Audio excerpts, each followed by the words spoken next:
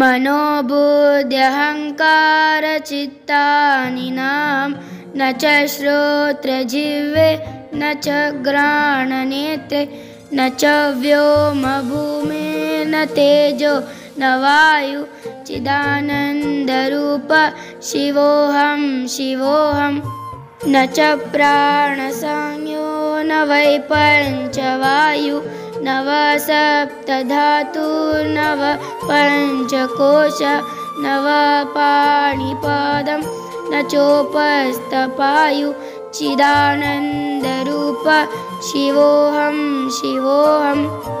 न मे द्वेषरागो न मे लोभमोह न मे वै मदो नैव मात्सर्यभाव न धर्मो न चार्थो न कामो न मोक्षः चिदानन्दरूप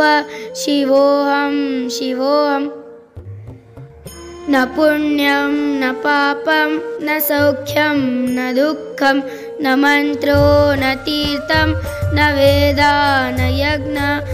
अहं भोजनं नैव भोज्यं न भोक्ता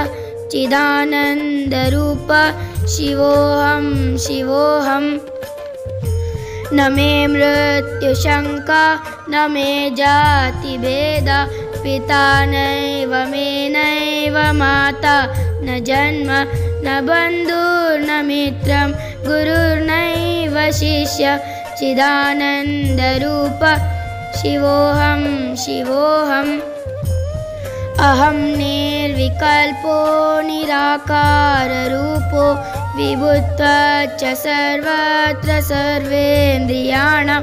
न च सङ्गतं नैव मुक्तिर्न मेय चिदानन्दरूप शिवोऽहं शिवोऽहम्